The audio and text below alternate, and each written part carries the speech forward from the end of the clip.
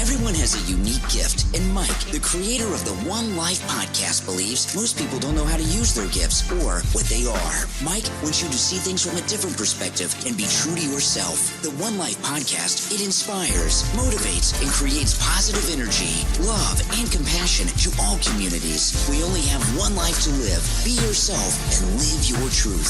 Add the 1NELife podcast to your playlist. That's the number 1NELife. Available on Spotify, Amazon Music, Apple Podcast, and your favorite podcast platform.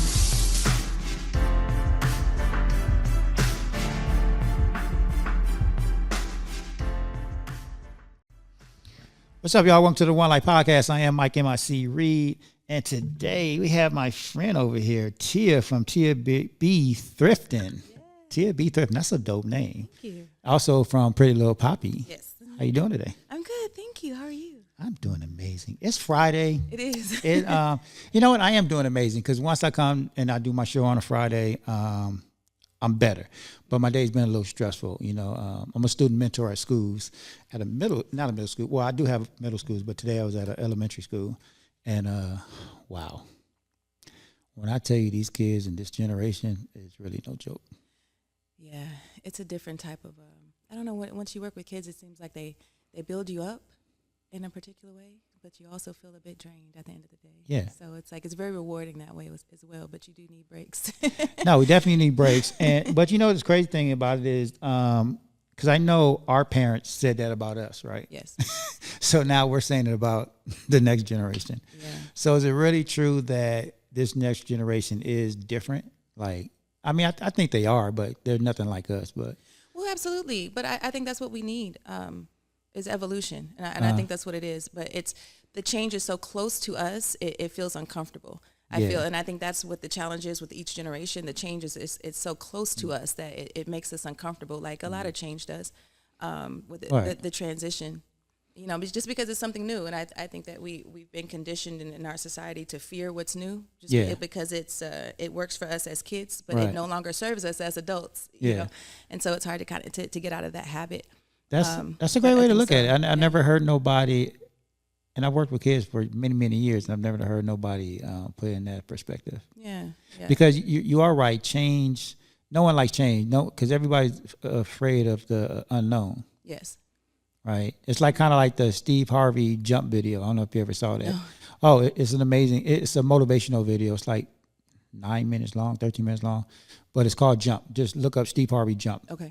He did it one day. You know, he hosts what is it? The TV show, that game show. Oh my God, what is the game show? Steve Harvey. What's the game show? Steve Harvey. Family Feud. Yeah, Family Feud. Right, but he was on intermission. You saw that video, the jump. Yeah, so he was on intermission during taping, and he just gave this motivational speech to the audience, and it went viral. But it's a so true speech. So jump, it's all about, he's telling people, like, just don't exist in the world. You have to jump. You have to live, right? Yes. If you stand on the edge, then you're never going to live. You're just existing. But you see everybody else soaring through the world and, you know, whatever. He said, when you jump, you're going to hit the rocks. You're going to get scrapes, bruises, and bumps. It's going to be rough, right? But at some point, you're going to soar. So he's saying basically like an eagle, whatever. You're going to soar, and you're going to be all right. Yeah. But most people live on that edge, and they're afraid to jump because of the unknown, because they're scared to jump. Yes. But you have to jump, he said, unless you're just going to just exist without living, and most people don't live. That's what growth is about, right? For sure. So anyways, let's talk about real quick, I want to get into your story, because I believe you have an amazing story, but I want to talk about TB Thrifting. Is it Tia? What's the B? Or can we know? Yeah, no, B it's like a verb. I like that within Black culture, and the language "be" it can be you can use it in so many different ways. Oh, like I be chilling. Yes. Oh, okay, I got it. So I thought it was a name for something.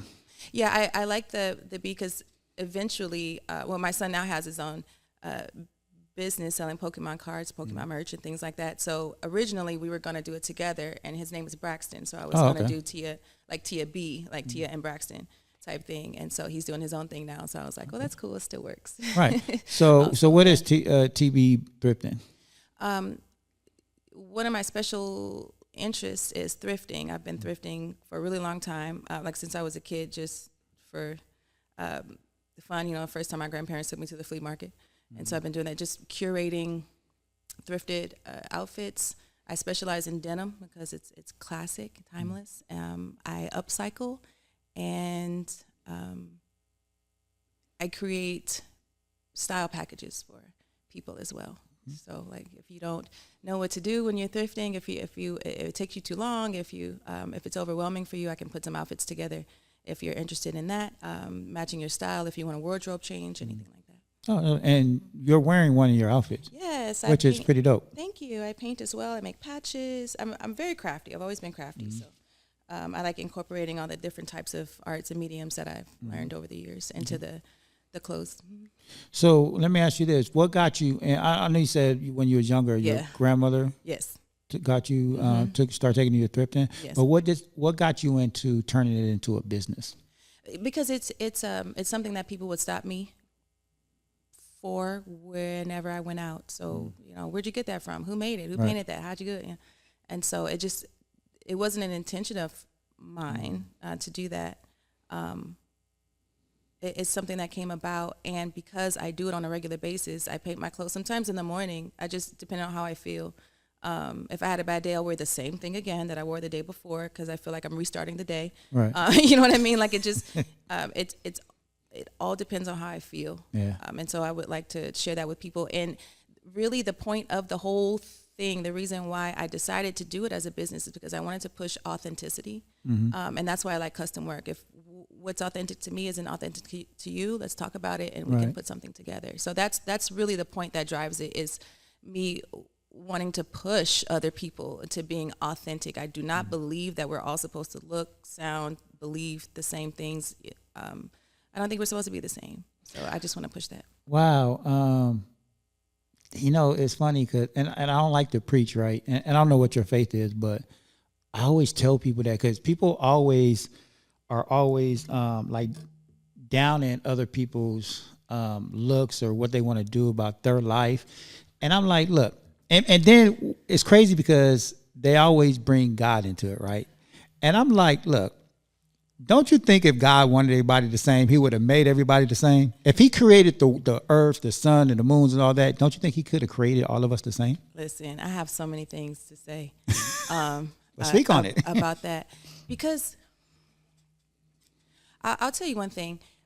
If you think about it, okay, anytime, let's say I tell you, you have on black. Ugh, I hate blue. Right. I hate that color. Why would you wear that? You're not going to take any offense. You're going to assume I'm crazy because it has nothing to do with you. Right. So when you go out and someone says, oh, I hate that hat, that has nothing to do with you. Ask them how they feel about their own hat or what they're wearing. Right. Right. Before you point a finger at someone else, you got to use the finger to hold a mirror and look at yourself and figure out why that one thing is bothering you so much and everything else you allow to pass you by. It's because whatever that person is, like people will talk about what you're wearing because you are authentic and they struggle with authenticity. Exactly. You see? And so because otherwise it has nothing to do with you. It doesn't. Yeah. You're going to stop everything that you feel has something to do with you. It's and people, what they do is, and you're 100% right. People project their fears onto other people. Absolutely. Just because they can't do something or because they wanted to do that but they couldn't, they don't like it all of a sudden. Yes, they don't like it. Or it's scary. Yeah. Because it's different. And so then that means that if you're authentic and I'm afraid to be, what does that mean for me? Yeah. That leaves me in a very isolated place. Wow. If I'm afraid to be myself, you know, and so that, and if you notice, you know, I tell my kids, like, of course, you know, hurt people. And so if they're hurting you, it's not because it's you that is hurting them. It's because they're already hurting when they saw you. Yeah. And it's something with you that triggered the thing in them. You know, for example, so if I say, did you steal that? Well, no, do you steal? You know, chances are you do if you're accusing someone and they don't, you know. And so with authenticity, it's I use the word push because people are, like you said, they're afraid to jump. And for a lot of people, being original, their original selves is jumping. Yeah. And if they see someone out there jumping and they feel like they can't because of what they tell themselves, whatever belief you have, if you're burdened by something, it is because it's someone else's burden that you're holding on to. Our burdens don't weigh anything. Oh, absolutely. It's someone else's, you know, burden that you're holding on to. And so if you say, oh, this is bothering me, it's stressing me, it's someone else's problem that you've decided to take on yourself because you feel like it's serving you in some type of way. But you know where else that comes from? It comes from where, like I read a lot, right? And I'm into neuroscience now and how the brain works and family systems. Yes. And I've talked about this before. We're all part of a we system or an I system, right? So, for instance, when you're born, you're part of the we system. Yes. Like everything was given to you at birth. Your name, your values, your beliefs, everything. Somebody told you at birth who you was. Yes. Until you break out of that we system, like whoever raised you, whether it's your mom, dad, your uncles, your neighborhood, your environment, whoever raised you told you who you was. So until you become an adult and you get out of that, then you become the I system. But so most people with fears and all this stuff, they're still part of that we system because somebody told them, no, you can't do that. You're not going to be nothing. Absolutely. You're not going to grow up to be no rapper or some blah, blah, blah, or you can't do that. You're never going to make no money. You're never going to be a ball player. Yes. Somebody told them that and they believed it. Right? Yep. That in a deeper conversation, that's where all that comes from. Yes. You're a belief thief, you know, like you're taking beliefs that aren't even yours. You know, right? Because yes, somebody projected absolutely. their fears onto them, and it's a generational thing. And you know, and it's crazy because I actually had this conversation with somebody at a school that I was with about a month ago, and they asked me a question. They said, "Can what is it?" He said, "Can fear? No, not fear, but he said, can trauma be transferred or transformed with DNA? Yes, mean generational DNA. Absolutely. Yes, I thought, well, it's DNA. Like that's just a generational mindset thing. Yes. But is it really in the DNA? Mm-hmm. That's crazy. Yes. Yeah, absolutely. Because it changes our makeup. Mm-hmm. It changes, you know, like our brain structure. If you think about it, the chemicals in our brains, everything that whatever makes our bodies what it is that way. Whatever changes it, it's done. It's changed. Right. It's a part of us. Yeah. And then we pass that. And it speaks to conception. You know, we pass down everything we have, you know, to our kids, and whether it manifests in a particular way that we notice or not, it's there. Right. You know, so I absolutely, the traumas, and that's why we work so hard at undoing trauma, not as a whole. You know, we throw the concept of self-care at issues or challenges that require community care. And so sometimes things require community care, and some things it requires self-care. Right. And so the thing that we're throwing, we're saying, okay, as a collective, as a culture, we have to deal with these things. But what it is self. We have to deal with those things individually, because we're touching on to authenticity and accepting ourselves for who and what we are, even though we may not fit in the box they said we would. Right. You know, and I think that's the trouble, is dealing with the mass trauma that's been passed down generationally, you know, genetically, and then we're like, reparations. Yes, that can definitely be a thing as far as accountability is concerned, but individual confidence, individual, I am something without you. I am something without the things that you call something, if that makes sense. Yeah. You know, so that's, yeah. How, I mean, you brought up community. Yeah. I think you touched on it a minute ago, but how do one change that DNA trauma? Like, is it possible? I believe so, but it's not in the way that we all agree on, right? So I believe that letting things go is the best way to move forward. But then we say, well, how do we know that it's not going to happen again?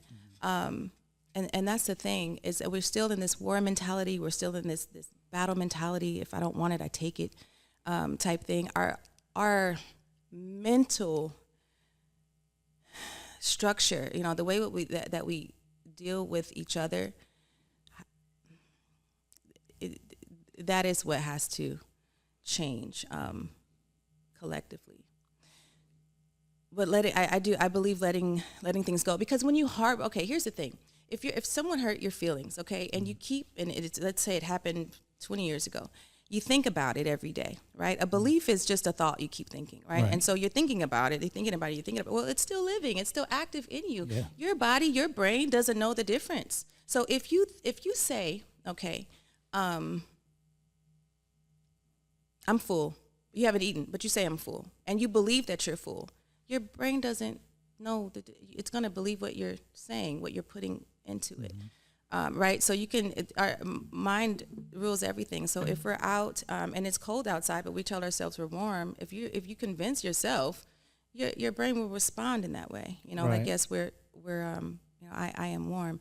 If you let something go, it's no longer a bother to you. If you truly feel the pain, that it's meant to steer you in the direction toward what you want and what you don't want, and you let go what you don't want, how could you not grow? You know what I mean? So how do you not move forward if you let go of what is hurting you?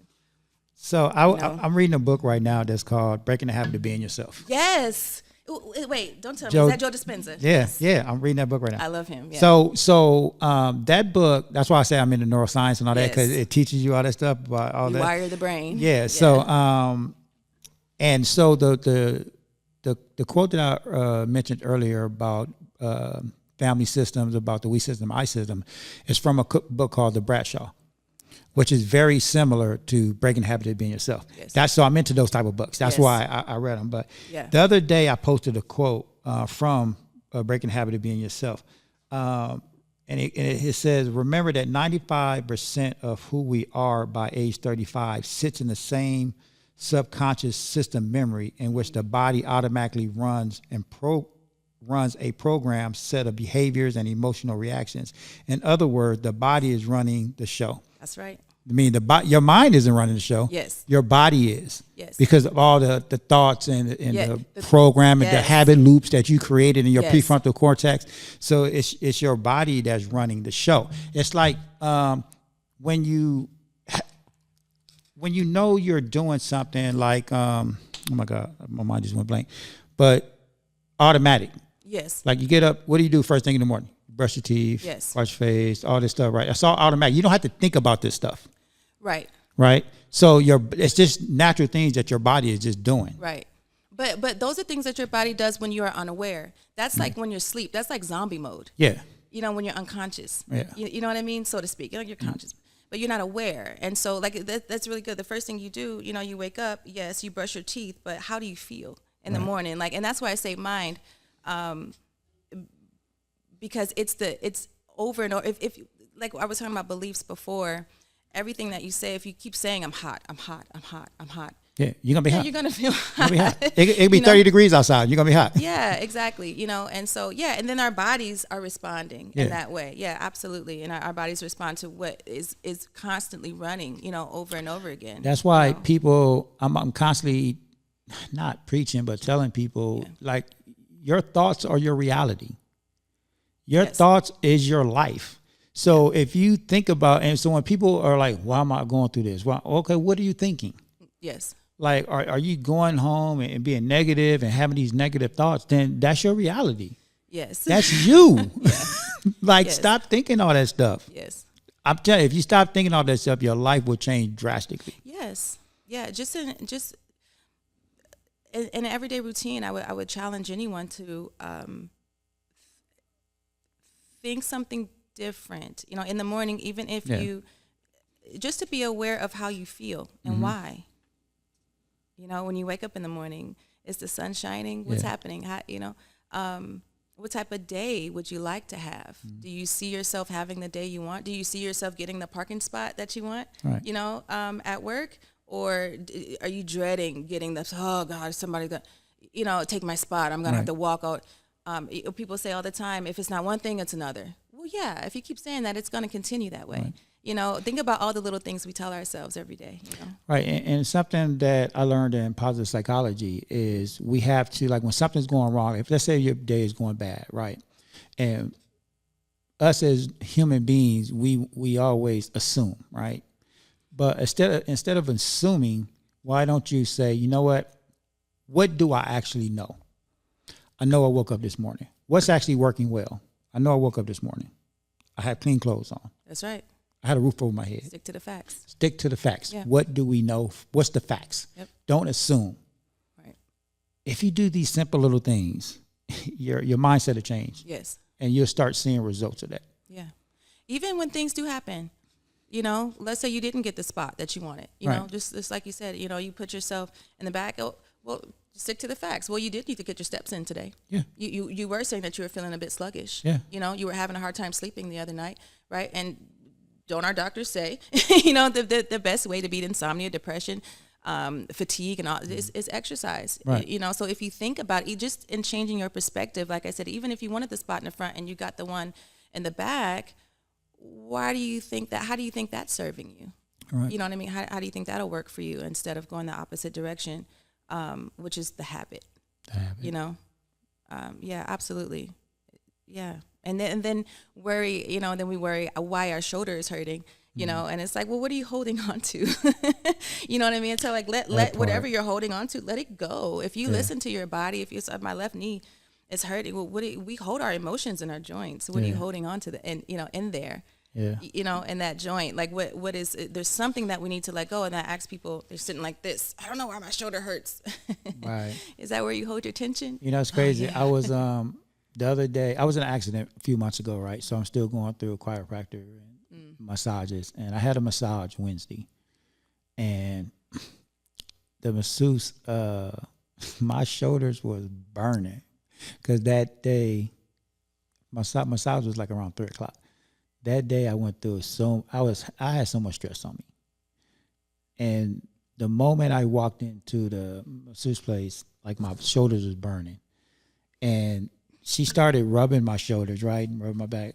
And she immediately knew. She was like, you had a rough day, huh? I was like, yes. I said, I'm still having a rough day right now. Still she going. was like, yeah, no, for real. And to the moment I walked in there, like I was on the phone with somebody, it was happening. Mm-hmm. And she felt it immediately. And my shoulders literally was burning. And, at the end of it, she made me feel a little better. But that's crazy. Like, people don't realize that. Like, why your shoulders hurting? Yeah. Let go. Yes. What you holding on to. I mean, and it goes back to what I was saying before. Like, I know people, it's an unpopular opinion about moving from generational trauma. Yeah. But it really is. Once you let things go, our pain, there are certain things that only certain populations get, certain diseases, certain ailments. Why? Why is that? Yes, our bodies are made in a particular way, but what is going on?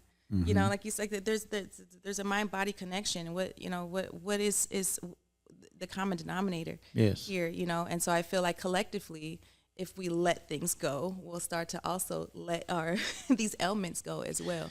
It's crazy. So whenever I go to and I do speeches or I do interviews or anything, people always ask you, Mike, what would you do? What would you tell your younger self, right? Mm-hmm. And I'm constantly saying, I would tell my younger self, start reading early. Like reading. Like I never loved to read. Never liked to read, never in school, even as a young adult. I think I started reading when I was like 35. Right? I picked up, somebody gave me a book because it was about spirituality and energy. And at the time, I happened to just be getting into like Zen and Buddhism. Mm-hmm. And so I started studying that. And my first book was The Buddha in Your Mirror. Yeah, and I read that book and it just blew my mind. But it was a book that I held in my hand. And I read it 3 times. And from there, I loved reading books. Prior to that, I was doing audios because I was traveling from here to the valley. So I was just doing an audio book. But ever since that first book, I don't even like audiobooks no more. I have to have a book in my hand. Yeah. Like, but reading and understanding like your mind, your body, and how things work. Like even when you're going through something, like, and we're gonna get into your story in a minute about like MS. Like you had to study all that. Yeah. And you became very knowledgeable about it. Yeah, you have to advocate for yourself. Right. Yeah. So, but that's the same thing in life. Advocate for just your life. Like understand how the brain works. Understand like why you going through something. Yes. Like don't just assume, oh, the world's messed up. Yes. I don't like my job because I don't like these people. They treat me wrong. Or about, you know what I'm saying? How about understanding behavior? Yeah. And the one thing I teach, 'cause I work at a school and I'm a mentor, I teach my mentors and my students, don't take behavior personal. Like how you said, people project things onto you. People don't like something because they don't like it. Yeah. They don't like that jean jacket because they don't like jeans. Yeah, whatever. right. It's like don't take behavior personal because it has nothing to do with you. Yes. It has something to do with what they're going through. You don't know what they're going through, but you're taking it personal. Yeah. Don't take behavior personal. Right. Like, and especially if you know you didn't do nothing. Yes. Absolutely. Absolutely. The advice to your younger self is really is something because it helps us to not it helps us to accept where we are now and to not judge ourselves for what we did not know. Yeah. You know what I mean? Because I would definitely say not caring what people think. Ugh, Yeah. I really wish I understood that concept. I didn't understand what it meant to not care what people thought. I thought I didn't care at the time because people were like things were going my way, but you don't realize that how much you do care when things stop going your way. Yeah. So actually being in a space now in my life where I really don't care what people think, truly is I wish I could bottle it up and give it out. You know what I mean? Right. It's wild. But that and having that's a great piece of advice, is not caring. And that's something that I deal with in the schools every day, because dealing with elementary and middle schools, that's all they do is sit there and gossip and spread rumors. That stuff that's not even true. And it's like, why do you care? Yes. Yeah. I had this one student, she got in trouble, and I said, because this girl said something to her and she said something back, but she got in trouble because what she said back was 10 times worse. So it was like, now you're in trouble. But I asked her, I had to pull her aside, and I was like, one, how did it make you feel when she said that, right? Because we practice restorative practices and that sort of thing. So we repair harm. So I was asking her, how did it make her feel? And she was like, honestly, I really didn't care what she said. And I was like, then why did you respond to it? Yeah. Like, why did you respond to it if you didn't care? Yeah. She was like, because you said it. I felt like I needed to say something back, and I was like, okay. So they're taught, yeah. But you didn't make the right choice. Like, so next time that happened, what's the correct choice to make? Oh yeah, well I would have walked away and told the teacher. Exactly. Yeah, and I think we don't teach people, to do what is right for them, right. So they don't think what's best for me in this situation. They're focused on the other person, right? It's like what you're saying. They're focused on something else or someone else outside of themselves, So that's and I really adults, we all do this. I tell my kids, like, if you can't handle what's going on at school, you got to brace yourself, because the same thing is going on in adulthood. Yeah, you know what I mean. And so it helps. Yeah. I try to tell these kids all the time, like, you guys really have it easy. Like, you're not ready for adult. And mind you, I said I'm at elementary. Like, I was just talking to a class last week, and I said, you guys still got middle school and high school to go through. Yeah. If you think this is bad, yeah. Wow. Like, you're not Keeps ready. Going. You're not ready. Yeah, you're not ready. Yeah. It's crazy. It keeps going. Yeah. Like, my main thing is just don't make it harder for yourself. Right. You know what I mean? It's like that, we make decisions. We all do. We make decisions against ourselves. Like I was saying before, because it whatever the behavior was used to serve us. Yeah. We continue to do things that no longer serve us because that's just in our cycle. Yeah. And that's why, me and my team, we always ask a kid, are we going to make good choices today? Like, we talk to them every morning, like, are we going to make good choices? Because it's a choice. Like, these kids are smart. You know what you're doing. Yeah. So are you going to make a good choice today or a bad choice? Like, what are we going to do today? Yeah. you know. And I ask myself that every morning. no, right. I have to ask myself today too. You know, okay, what's going on today? You know, and then I, tell the kids, about putting themselves in bad situations. And I'm constantly talking to, especially like the boys, like, dude, if all eyes on you, why do you want to be a center of attention today? All eyes are on you. So anything you do, you're going to get named out. Yeah. I said, chill out. All eyes are on you today because of what you did yesterday. So lay low. Play cool. Yeah. Lay low. Play the game. You know what I'm saying? And I'm telling the boys that, like, dude, like, you guys are not playing the game correctly. Yeah. You know all eyes are on you. Yeah.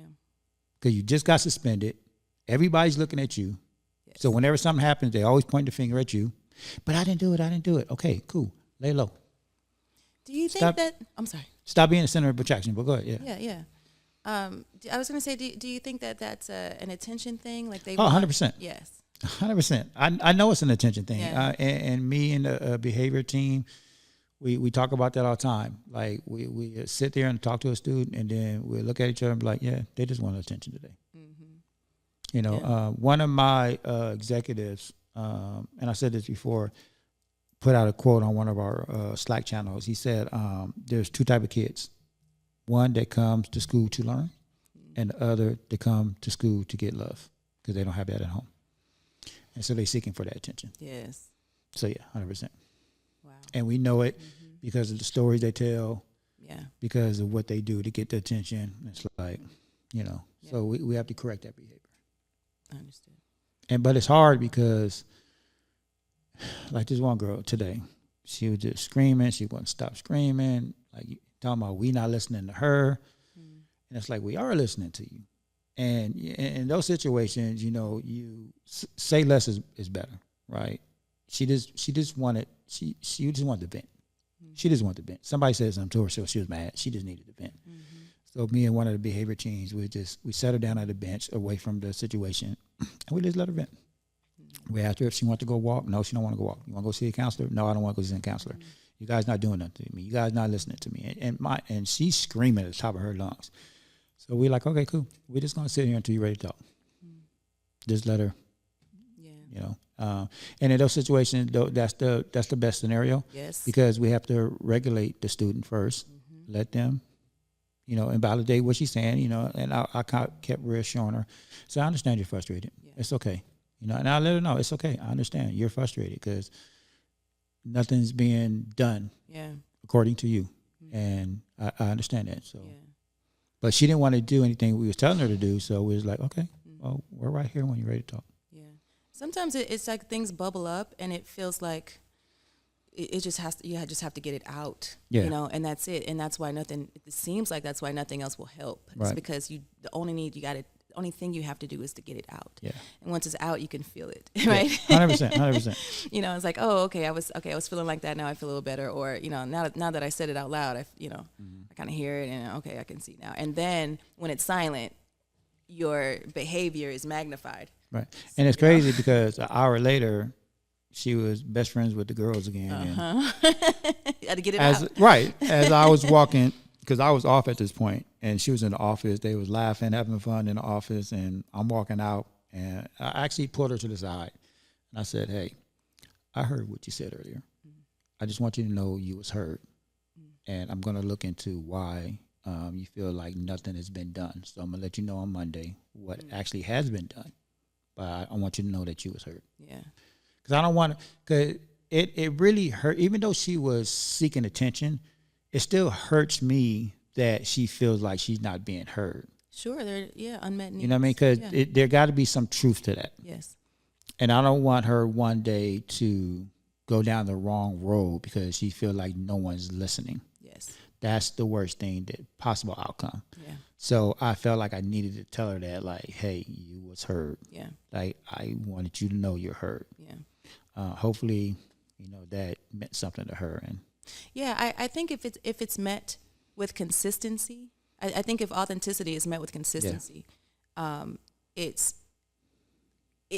like it manifests into like some type of tangible action. You know what I mean? Even if whatever, even if it's just me reaching out saying, hey, how you doing, consistently. Hey, you still feel like that? You feel better since? Okay, cool. Even if it's just that and it's consistent, you know what I mean? Because that's what we lack. You know, it's consistency, and that's when we know that something is real. And kids,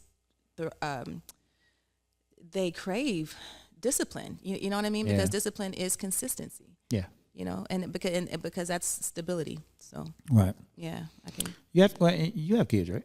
Yes. How many kids? 16 and 13. 16 and 13. Okay. Oh, so your kids are still young. Yeah. My son is 13 and my daughter is 16. My son will be going into high school next year, so it'll be her last year of high school. So. Okay. So you're still going through it. Yeah. Yeah. It's been good though. It's good. Yeah, it's good. They're really good. And I say that because they express themselves very well. They communicate very well. And the thing that I'm most proud of with them is that they are not afraid to tell me if I've done something. Oh, I love that. You know what I mean? And I tell them, like, how can I be a better mom? Like, is there some other things I could do to be better? You know, let me know. And I'm really proud of the fact that they can come to me and tell me how they feel if they don't like something, or they can tell me if they disagree, and that really makes me proud. See, that's dope, and I love that you instilled that into them, because I was just talking to one of the community liaison people at one of the elementary yesterday. Matter of fact, we was talking about how when we was young, we was always taught to never speak until spoken to. Yes. But we was never spoken to. Yes. Right? The little kid's table, okay. Right. So that's why most adults don't know how to use their voices. And even some kids nowadays, they don't use their voices because that is still instilled into them. Like, even with grandparents are the first to be like, don't speak to if someone spoke to you, right? Mm-hmm. So it's like, I'm not a big fan of that, because you're taking away their voice. Yes. You have to listen to these kids. Yeah, and we're raising people pleasers in the process. You know, we don't want that. Right, we don't want that. That's the thing. And they're so unhappy. You can't be. It always goes back to authenticity, just being yourself. And like I was saying, you know, stealing other people's beliefs. It's like you don't wear that because you want to. You wear that because that's what you feel like you have to do, or you have to wear. You said that because you have to. You don't feel that way, but you. So by taking away who, their identity, and that's what it does. It like you're saying, just takes away their identity, and then what do they have left? They're just a shell. Yeah. And then we talk about the generations, and it's like, well, we've left a shell. That we didn't even give them space to be a whole person. Right. You know what I mean? I mean, at a young age, we just kind of cut them off. And then we complain about these people that we created. Right. That part. Yeah. So, we raised them, so we should maybe take some accountability. But I think, absolutely. That's crazy. I was raised on the Bible Belt. In Missouri, St. Louis. So and my dad was a pastor. You talk about.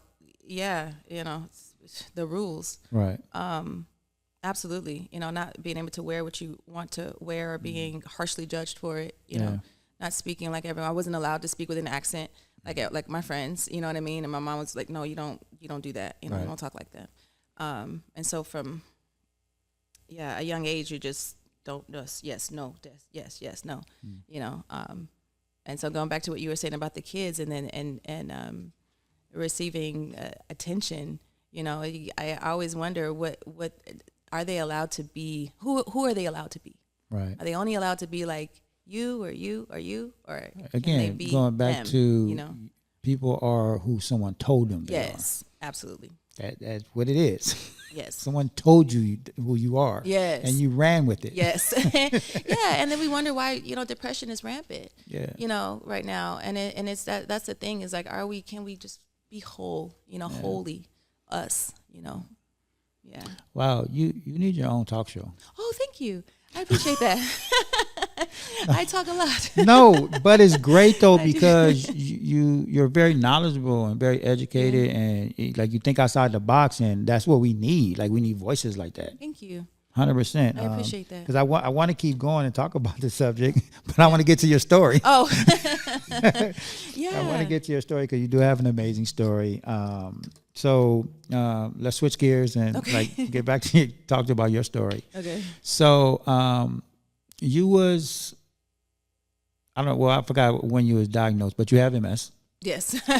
I want to talk about, because when I met you and we was talking, I know I met you a while ago, but then I didn't really know your story. I know Brenda and Nicole kept telling me, you need to talk to Tia. You need to talk to Tia. She has an amazing story. But when I was talking to you like a month or so ago, you mentioned something to me, and you said at one point in your life you was paralyzed. Yeah. But I'm looking at you moving around, walking, and I'm like, what? She got Yeah, I'm like, what do you mean you paralyzed? Like, so I want to know your story. So yeah, I say it now, and I will definitely get to that.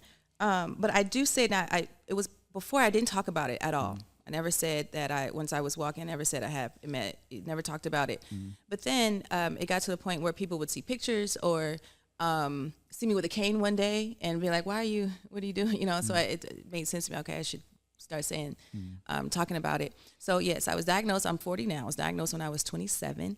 At the time, I had just moved from Rancho Cucamonga. I moved my family to Carson, and my mom and I were going to start a business, right? And so I started a private school, and because I couldn't afford private school at the time for my kids, and so I started a private school, and I was in the process of figuring everything out. We were going to start it in the house, we were figuring out the just getting all the licensing permits and all that together, and that's when I started feeling the symptoms. I had tingling in my toes and my fingers. I was feeling some numbness in my feet, a lot of pain, like shooting pain, that over-the-counter meds weren't taking care of, a lot of fatigue. I couldn't think of words. I was stuttering. It was like a lot of things all at once. And so I went to the doctor. They couldn't find anything. So anybody diagnosed with an autoimmune disease, it is very difficult. It takes a couple years, a lot of times. So with MS, multiple sclerosis, they need to see a lesion on your body within your brain or your spinal cord, right, before they can fully diagnose it. And so it took me a lot of testing. And I was going through a relapse. I wasn't paralyzed yet. It was my first relapse. I had a lot of numbness and burning in my feet and in my hands.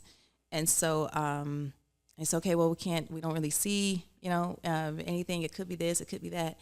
And so it was the second relapse I had when I became paralyzed that they did the spinal tap. Right. And they were able to find it. So then I was in the hospital for about a month. I went home and was just on low dose chemo at the time to manage the relapse. And I said, well, I'm in the chair. I have nothing else to do, and so I wrote my business plan for the school. So it was like 50 pages. I did research, and that's what I did. I started the school. We started with our 2 kids and one of my mom's friends' kids, and so we started with 3 students and 2 were ours. And it grew. We put out an ad, and I'm still in a wheelchair, and we put out an ad in the local, community paper, and it took off from there. And we went from 3 kids, pretty much, where 2 were our own, and to 60 is when we shut the school down after COVID. So that's what we had, and we had a building we're leasing a building by then. And so I was in a wheelchair from 2 years. Like it was expanding, going.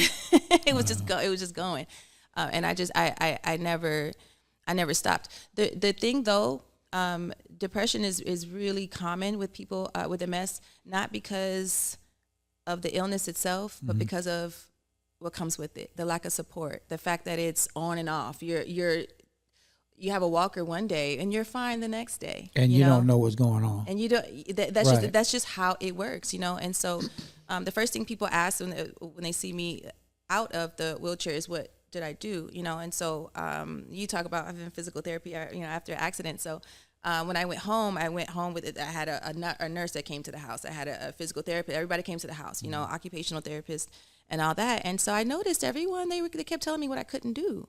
And so, I mean, it's like a month later, and I'm like, okay, well, I asked the physical therapist, well, what can I do? Like, you guys only tell me what I can't. You can't exercise. You can't overexert yourself. You can't, And so I'm like, well, what can I do? What can I do? And so she said, you can stretch. I said, is that it? She said, yeah, you can stretch. And this is while I was in the chair. So I said, okay. I looked it up, and yoga popped up. And I started doing yoga ever since, So I did yoga. I just stretched. I just did what I could, and which is my life motto now. You do what you can, and I just did what I could. And a raw food diet. The reason why I believe, I'm not a doctor, right? The reason why I believe that we're sick, right? We get sick. It's our mental as well, and also the fact that we have toxins in our bodies and our cells where nutrients are supposed to be, right? And so instead of the nutrients, our bodies are going in and it's like, okay, well, we need this here, we need the vitamin A, but it's vitamin A is not there. It's for example, right? It's something that's toxic, and so it goes in and it takes what's toxic, and it makes us sick. But if you replace what's toxic with something with nutrients, our bodies are taking nothing but goodness from it, and so it makes sense. So that's when I started regaining feeling, all the way down to back to burning fingers and toes, raw, and I mean like raw vegetables, raw fruits. Nothing was cooked. I tried my best not to put heat onto anything, and also not just a vegan diet, but like people say, oh, I'm vegan, it's healthier, but a lot of it is artificial also. You can't have vegan cheese. That doesn't seem good for you. Yeah. You know what I mean? Because it's still artificial. And so I just staying away from all of that, all the chemicals. I want to tell you a story real fast. I'm going to get back to your story because that is so important. I have a friend who was diagnosed with cancer. And this is, I want to say, maybe 20 years ago. She's around my age, so I'm 54. And she didn't want to do chemo. She wasn't a fan of pills or anything like that. So she started doing research, and she came across what you said, like raw foods. Yes. And when I tell you, she was an R&B singer. She stopped everything. She was like, I'm about to take care of my health. Yep. But I'm not listening to these doctors. Yeah. I'm about to do my own research. She started growing her own food. She started researching what food she needed for her body that, like you said, put those natural nutritions back into her body. So she started growing her own plant-based food, and that's all she ate for years. Yep. Now they can't even detect cancer in her. I believe it, because it's all we need. Right. So if people, like when they say they need a cure for cancer and all this stuff, it's we like, got it. Yeah. Oh no, it's there. Yeah, we got it. It's there. You just need to stop listening to some of these doctors. Yeah. Even still, no, because when I was sick, I had doctors tell me I was a Cedars-Sinai, and I remember as I had a relapse, and I'm there like, okay, I used to work here, I worked there in liver transplant some years ago, so I'm like, I know them. They can help me. If nobody can help me, they can help me. So I go to Cedars, and the surgeon, neurologist, at the time, she was the same age as me, and she said, she looked at me, she had tears in her eyes, which is what I wasn't used to that, because doctor, they don't get emotional in that way. Yeah. And she had tears in her eyes, and she said, you're the same age as me, and I just don't know why this is happening to you. Right. I have no idea. I'm so sorry, And after that it just lit a fire in me. Like, these people have no clue. Right. I have to do this myself. Yeah. I'm the only one. And so, having said that, like they say, I have no idea what to tell you. And the answers are there. The thing about the answers is that they're not being told the answers. They don't teach that in med school. Yeah. I read an article about a woman. She was at Harvard, and she said her whole thing is the fact that she feels she didn't learn anything in Harvard med school. Wow. And she's touring everywhere saying, like, she's a treasure, saying, like, we didn't learn about these. They don't tell us about holistic methods of treatment. They don't tell us about nutrition. They don't tell us about, these things, only what's harming you and the toxic foods. But to cure yourself, she said they're not going to teach us that. And so they truly don't know, and it's not that the doctors are like, oh, I don't want to tell you, they some of them, they don't know, and they don't believe in it because it's not backed by what they know. Right. And so, the research and things, some of it is they feel is not there at in the capacity that they need it to be. Right. But that's it. And so anybody out there that is sick, that is just simply not feeling well, I would challenge them for sure to change their diets. And just to see. And I always say, like, if you haven't tried it, you're like, did you try it? Yeah. You know, people say, I don't want to, did you try it? Right. Past a week, and after, you got through the nasty phase, like the ugly phase, and after you got all the toxins out, did you try that? Or did you give up after the first week? Right. And I would really, and because it is difficult, and we don't, you're not motivated to do anything like that until you are looking at a wheelchair, until you're looking at, I started to dream. At first I was dreaming, when I was in a wheelchair, I was dreaming, having dreams that I was still walking. And then I started having dreams that I was in a chair. And I was like, oh no, I don't see this for myself, And so it was accumulation of things that was just like, you know what? No, I got to do this for myself. But I would challenge anybody to change your diet and just see. Like, just watch and see what juicing, even just starting with juicing, starting with smoothies, And most importantly, believe in yourself. If you know you can do it, do it.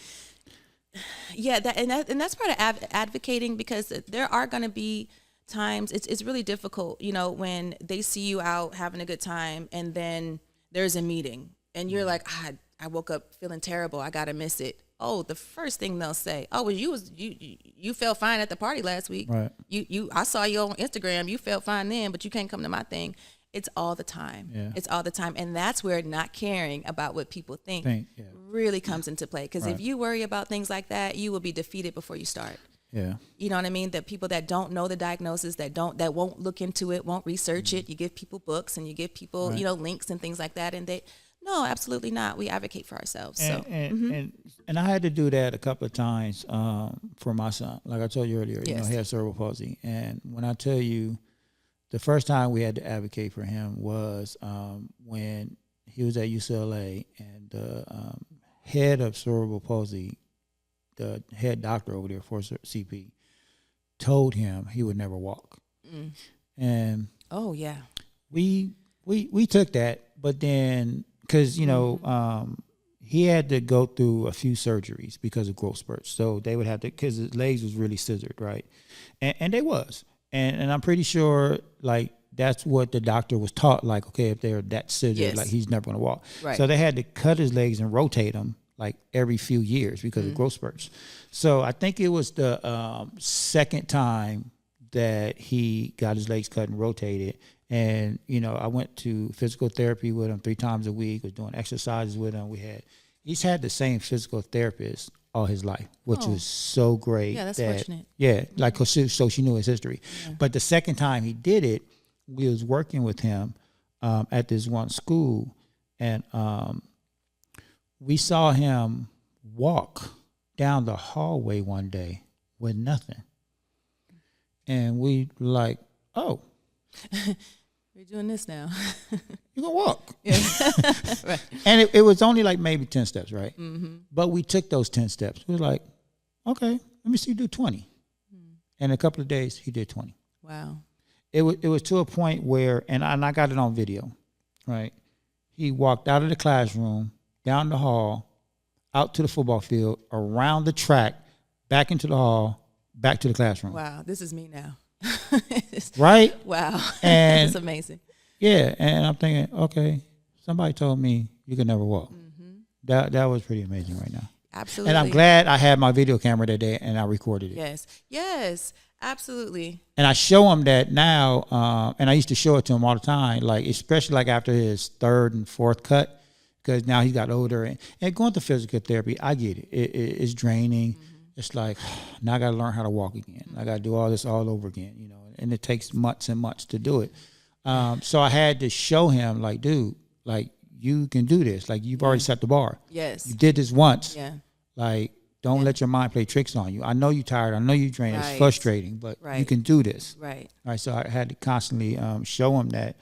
But then the second time I had to advocate for him was he was just coming out elementary, and we was trying to get him to go to a regular middle school because they was in special ed schools, and all they did was color all day. And me and my ex-wife at the time were telling them, like, the school, like, hey, you have to challenge him. Yeah. Our son, we know our son. He's smart. Yeah. Right. At 2 years old, he was getting out of the bed, grabbing a VCR videotape, putting it in the VCR, turning on the TV, playing his favorite show, like doing this all on his own. Like, I know he's smart. Yeah. He's just not going to color all day. Like, you got to challenge him. And we went through so many IEPs and so much red tape BS because the special ed teacher was like, oh, no, he's not going to make it through high school and blah, blah. Yeah. Okay, well, he went to middle school, graduated. Went to high school, graduated. Went to College of the Canyons and Santa Clarita College. It's like, stop telling people they're not going to do something. I get that maybe that's your belief because of what you was taught and all that, but some people, you know, they know what they can do. Yeah. Yes. Like, we knew our son. Yeah. Like, you can't tell me my son is not going to, you know, get through this school. Yeah. I know how smart he is. He needs to be challenged. Yeah. You having him color all day, it's not challenging him, and it's not going to be, it's like, what is he supposed to do with that? Yeah. So, no, like, you need to challenge him. Yeah, absolutely. And we can have faith in, we can have faith in Western medicine and ourselves at the same time. You know what I mean? Because it's the same thing. I think I was telling you before as well, that they told me it would be the paralysis would extend from the neck down. You know, and it's one of those things that, and I know, you know, on the hospital floors, you know, everybody has similar ailments, right, on each floor. Right, you got neurology, you got, you know, organ and all that, and so on the floor it was a lot of neurological challenges. You know, everybody was suffering with some type of neurological issue. And so it was difficult being on the same floor, you know, passing, you know, physical therapist comes and you're walking with the walker, you're going in a wheelchair, whatever, down the hall, and you see pretty much the example of what the doctor is referring to when he, you know, talking about you. But like you said, before with your son, you have to, I think, rely on what you know, the facts, you know. It does. It goes back to that. What you know. Yeah. Like, I know my son is smart. I've seen him do A, B, C, and D. Right. I know he could do more than coloring. Right. So and that's what it comes to confidence. You have confidence in your son, you know, and so that's the thing, is like, wait a minute, I had to rely on what I knew, you know, about myself. Like, wait a minute, that's not, you know, what do I want? What do I think? What do I see? Right. You know, and it didn't have to be different from what the doctor said, but I just, our perception can change. You know what I mean? Because if I was going to stay in that chair, well, tell me who I'm here to help. Right. You know what I mean? Tell me who's being inspired by me sitting in this chair. You know what I mean? And then I'll write, or I'll talk, or I'll do what I can, you know.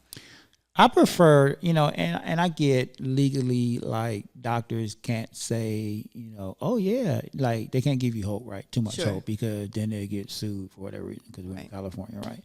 But I prefer them to not say, oh yeah, you're not gonna walk ever, right? I would have preferred him say, do you want to walk? Like, this is what I can suggest. It's not a guarantee, but not a guarantee. You know, how do you feel about that? Yeah. Like, but just don't just shoot it down. Like, you'll never walk for the rest of your life. He's going to be like that for the rest of life. That's exactly what the doctor said. He's going to be like that for the rest of his life. Yeah. In a wheelchair, they said. Yeah. My son is not in a wheelchair. And because when you cut hope off like that, you know, it's like it's for some people that need for someone else to open the door for them. Right. They need that, and you shut it. You know what I mean? What if me and his mom wasn't those strong individuals? Right. Because we're both strong, and we was like, no. Right. We'll see. No. Right. You know what I mean? Like, think about how our lives would have turned out. Right. How differently our lives could have turned out. Right. If we was shallow and not strong, like, okay, this is it. Okay, little Mikey, you're never gonna walk again. Let's go pick out some wheelchairs. Like, no. Yeah. No. Wow. Right. That's what it's all about. Like, you just push it. I know it sounds cliche to say, like, that's what it's all about. That really is the point. It is. You know, it really is. It's the point. And I see people going up and down the hallways and hospitals, and it's like I really just want. I feel like they're all saying the wrong thing. You know what I mean? I really want them to be reminded that you still know who you are. You can still rely on those things and change your perspective as far as what, even if you have no support, you know, there's somebody who is looking to you. And you know? And I want to say that because I don't want to be I want to be mindful and be respectful for the kids that they can't. Yes. You know what I mean? Because my son's best friend, he has cerebral palsy as well, and they grew up together. And my son's 28 now, and he's 29, I think, or 30. One of his best friends, he's still in a wheelchair. And I get his situation. His is more severe. Yeah. Like my son's was mild. Yes. He didn't have it as severe, right? So when I say I knew my son, because I knew my son's CP wasn't severe. Yeah. Like his friend, it was very severe. Yeah. So in those situations, I have respect for that, and I get it. I'm not saying that, you know, but the thing about, even with my son's friend, he still tries. Yes. Like they still put him in this machine, and he walks with his machine because he does, and that's what I love about him. He knows it's severe. He knows he's in a wheelchair, but he still has hope. And that's what I love. It's like, give them hope. Right. Let them still. I'm all about effort. Yeah, yeah. That's a really good point. Like you know exactly where he stood. You know where your son was, and it's the same with me. I'm glad you brought that up because that is a good point. The type of MS I have is called RR-MS or relapsing remitting. So it comes and goes. Right. The people that I'm referring to on that where it was worse, you know, like paralyzed from the neck down, for example, was because they had a different type of MS. Right. You know what I mean? Yeah. And so could it have gotten that worse? Yes, absolutely. Yes. You know, and so it is, and like we were saying before, you know, sticking to the facts, what do you know? What do you know? Really rest in what you know. You know what I mean? Because if it was something where it was a different type of MS and it's getting worse and worse and worse, I have because it's genetic. I have an aunt that has that form of MS as well. And she is always on the up and up, you know, like emotionally, like her body, like every time I see her from year to year, she has less function in her body. But mentally, she's on the up and up, you know what I mean? And so she doesn't feel like she's limited, right? Although she does have challenges. And that's what I mean. Like we do what we can, you know? So even in her situation, she could be a whole lot worse, but you know, but because she keeps herself, you know, she pulls herself up. It's better. You know, her quality of life is better. Right, so right. yeah, that's a good point. Thank you. No, yeah, and like I said, I love my son's friend because he still tries. Like that's one of his hopes and dreams. And I would always tell anybody, kid or adult, if you have a dream, never give up. Yes. You never know. Yeah. Yeah. You never know. Never lose your dreams or give up on your dream. So yeah. Yeah, absolutely. So now that you're older now, how are you dealing with it? I mean, where are you at with it? The symptoms change all the time. I don't it's important to say, I think that I still am not on a raw diet, you know? And so I still do have issues. It's very interesting how we choose how we make our choices. Yeah. But it's a lot easier because I don't worry about what people say or think. I don't worry at all. I don't think at all about being misunderstood. I no longer feel the need to over-explain or overshare why I'm here or there and when. So with that, the stress, because with autoimmune diseases, the stress is like you're allergic to stress. Yeah. Literally, like your body, you know, it acts in an adverse way when it's presented with a lot of stress, you know, and so good or bad, you know, like if you're stressed where you're excited about something or if you're upset about something. And so it's managing the stress is what gets easier. You know what I mean? And so because of that, I know when to rest. I have no problems with saying, no, I need to rest. I think that comes with age too. Yeah, definitely. Like me and Nestor were just For talking sure. about that a few weeks ago. The older we get, and I like, it's funny because I understand older people now. They have zero fucks. Yes. Because they're older. They're like, I don't care. Yep. And that's why I said, that's what I would tell myself when I was, like, my younger self, man, it doesn't matter. Yeah. It does not matter. And it put so much stress on ourselves. And I still I still have pain. Like I still go through real like painful nights. I still have shooting pain. I still have, I still need a chair to go long distances. Like I can't, Charlene had her disability walk and I couldn't walk the whole thing, Right, you know? okay. And so I still need to prepare. I still need to accommodate myself. Okay.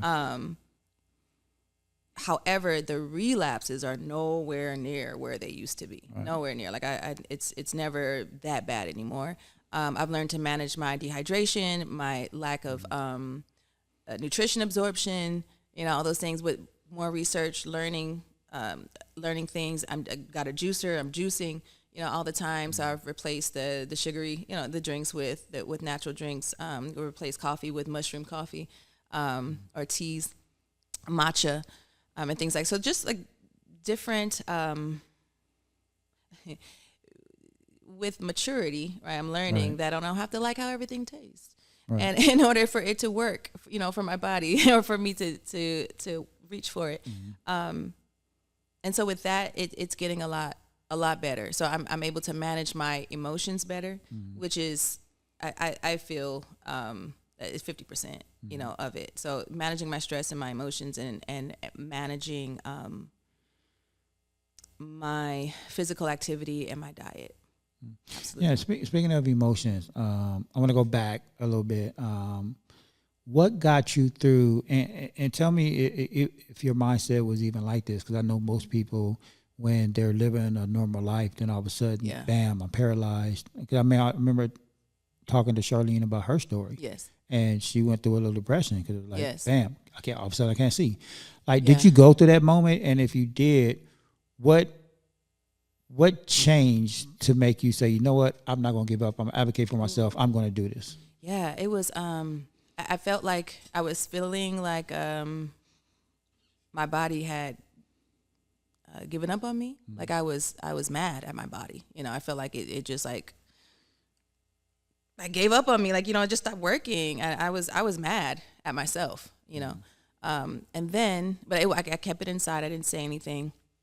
And then one day I was, we had our microwave that was mounted, and I couldn't reach it. And I remember thinking, like, this is it. Like, this is my life. I have to have somebody I can't do anything for myself. And I can't even heat up my food. And I just broke down. And I started crying, and I was so upset. And my mom goes, what are you crying for? So I can't reach a stupid microwave. This is stupid. I hate this. And she said, what are you talking about? And she opened the microwave. She said, I'm right here. You got me. What you mean? You can do everything. What can't you do?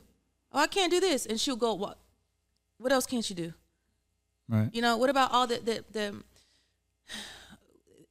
she said, if you didn't have anybody, all right, okay, then you have to work that out on your own. You, like I said, accommodate yourself. You have to wait for somebody. Yeah, it's a bit challenging. But in talking about changing perspectives, yes, it's true that I couldn't do that for myself, but at the same time, it's also true. It's also a fact that I have support, that I do have help, and so, and relying on that and removing the woe is me attitude with gratefulness.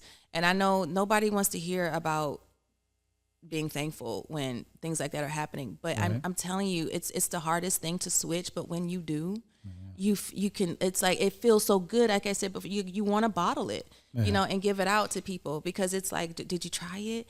And when I finally tried, kind of like switching my perspective and saying, when it came to that, I do have help.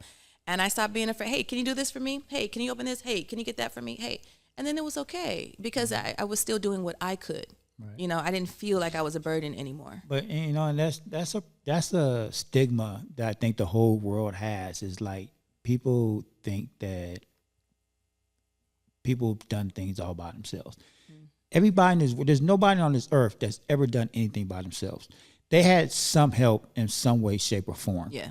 Even the most richest person, all the wealthy people that Yeah. with all this money, they've all had help. Yeah. They didn't do it by themselves. Yeah. They might have had a great idea or a great business sense or whatever the case may be, but they had a team and they had help. Yeah. And I think that's the most important thing. They had help. Yeah. They didn't do it by themselves. Yes. So it's okay to ask for help. Yes. I have a couple of friends now. I have this one good friend, and she's amazing, and she just thinks that she has to always do it on herself. She don't like depending on nobody because when she did, she got disappointed. So now it made her stronger, and I love that about her. But now she's a little older now, and I'm like, dude, you don't have to do it by yourself. Like, I got you. And I've known this woman for 5 years now, and just this year, she's finally letting me help her. And it's like, thank you. Yeah. Thank you. Like, you don't have to do it by yourself. Like, I get it. You're strong. You're independent. You don't want to, depend on people. Yeah. And that's great. That's a great attitude to have. Because it used to work for her. That's the thing. It no longer serves her. No, because it's stressful. And she's stressing out and all this. And that, because that weighs a toll on you. Yes. Right. Like, so everybody needs help. I need help. Like, yeah. I know I do a lot of things myself, but I get help in other ways. Yeah, but it makes life richer, because it's like we help ourselves and then we appreciate the support and the camaraderie and the bond, that we have with each other. And it just makes life so much richer. It does. We do, Absolutely. So I'm glad to hear that. And that, your mom, she's amazing. She sounds amazing. Yeah, she is. I love that story. She was like, what you need? Open microwave? Here, it's open. It's What's open. next? What else you need? What you crying for? And it wasn't in an insensitive way. No, it wasn't. It was like real facts. Like, yes, facts. That's what we call this. You need to open? Facts. Here you go. It's open. What else you need? Yeah. And she just went around the house. Like, what? Okay, what else? That's funny. Mm-hmm. Yeah, very, very helpful. No, but I mean, it's it's real though. Yes. Like I love just that attitude of hers. Like, I got you. Yeah. Like, what are you worrying about? I got you. Right, and it was solid. Yeah. It was solid. So and genuine. Yes. 100%. Yeah. I love that. So now, so what's next for you? You know what? I've been missing. I started the school before, and I feel like it was time. The stress was getting to me. I was getting sicker. The relapses were getting a bit more intense, and so to let the stress go, I figured, okay, after COVID, I don't know, I can't contend with these rules. Like, they can't come in sniffling. How do they go? They're always sniffling. Kids, they come in all the time sniffling. They go. I just didn't know how to keep up with those rules. So I said, okay, we're gonna take it as a sign. Let it go. And now I find myself missing that, that dynamic. And so I really wanted to do a summer program with the kids because I'm very crafty. I like crafting with them. And it's just maybe like a craft club, just where I still tutor. So I still have a couple of my students that wanted to stay with me. I tried to refer them out, as our plan B for our fallout plan for the school. So I had schools to refer them out, and a couple of kids said, well, I want to just kind of stay. So I homeschool them still. And so I still want to exercise that, that idea and just and work with kids over the summer and incorporate my crafting, my thrifting, upcycling. So I'm working on now, I turned 40 this year, so working on just only doing what lights me up. And that's what lights me up. Like, only doing what gives me joy. And since I made that decision, I feel like I've been thriving. Right. So that's what's next. That's what's next. Like, I really want to get back to what is what really, really brings me joy, and that's working with kids in my crafting arts. Right. And that's one of the questions that I ask when I because I coach well-being too, and that's one of the questions that I ask people, like, especially like the students, when they want to do something or they're in a depressed mode, right? I always ask them, okay, well, let's think back to when you was at your best. How did that make you feel? Right. Let's go to that moment. Like, what did you smell? What did you hear? Like, what did you feel? Let's go back to that sensation. Yeah. Let's go back to that, and let's move forward from there. Yeah. I love that. Mine is like, look what I made. Yeah, you know, when you're little, like, look what I did. Yeah, when you can get to your best self, then you're definitely thriving. Yeah. You know, and even having the mindset of what we talk about in well-being, you're always going to go through struggles, right? But you can struggle well. Like, so I feel like you understand that, right? Like, you understand that you still have, symptoms, and it's still there, but you're going to have the struggles, but you're struggling well. Yeah. Is what in well-being, what we say. You're struggling well. If you're thriving, you're struggling well. Yeah. Because there's no perfect days. Like, it's going to be up and downs. Yeah. But if you can thrive and struggle well, then life is beautiful. Yeah, I agree. And learning the lessons, I think it's start talking about what makes life rich, like you, and I'm learning what wisdom is, Yeah. and I'm learning that it's what I thought I knew I have to relearn because I don't know. Oh, yeah. And then I'm learning how to apply, like, okay, we make mistakes or things happen that we don't like. What am I learning? That's what lights me up too. Like, Yeah. what can I take from this? I don't care what it is. What am I taking from this? I got to take something, and then how do I apply it? So I'm no longer focused on the problem, but what's coming next. Yeah. How do I apply this solution? If I see it, and if I don't see the solution, let me ask. Let me research it. Let me wait until it comes to me. And it was a challenge to get there. I know it seems like it's easier said than done, but it took me a while to get to that point where I can sit and be like, I'm going to be good. I was good before. I'm going to be good now. All right. You know what I mean? So I know it's easier said than done, but for sure the challenges can light you up too. No, you know what I mean? They could, and it's, and I want to tell a story real quick, because the other day I was talking to one of my, my training manager. And I was telling him about an incident that happened, right? And I was honest with him. Like, I'm always honest with him because he's such a great dude, and me and him have great conversations. And he's very positive. And I was honest about something I said to a kid. Like, it wasn't nothing like bad, but my approach, like a small approach, was a little off. And I was honest about it, right? And I asked him, I said, what would you have done differently? He was like, oh, no, you did everything correctly. He was like, just that one little thing. He said, I wouldn't have probably done that, right? And he was like, thank you for being honest about it to me. And I was like, well, if I'm not honest about what I said, how can I get guidance from you and get help? And how can I learn from it, right? I'm not going to leave that part out and just hear you say, oh, yeah, you handled it perfectly, because that's not the truth. Right. But you see what I'm saying, though, in that moment, it's like you kind of lean in. It's like, yeah, I made a mistake, but I'm leaning in because I want to know. Exactly. Next time, like, what do I do? Now I'm learning something. Yeah, we lean in when we learn, No matter how old I get, I'm not perfect. I'm going to make mistakes. And I'm constantly on a growth mindset. Like, even though I know we live in the space of growth mindset and fixed mindset, we live in both worlds, depending on the situation, but I'm constantly wanting to grow. Like, I want to grow tomorrow. I want to be better than I was yesterday. Right. So when I said that to him, he was like, dude, Mike, this is why I love you. He was like, thank you for always being honest. Yeah. Like, man, like, that's how you grow. Yeah. Like, if I made a mistake, I got to be honest about it. Yeah. You got to accept it. Right. You got to fail to get to failure. I mean, you got to fail to get to success.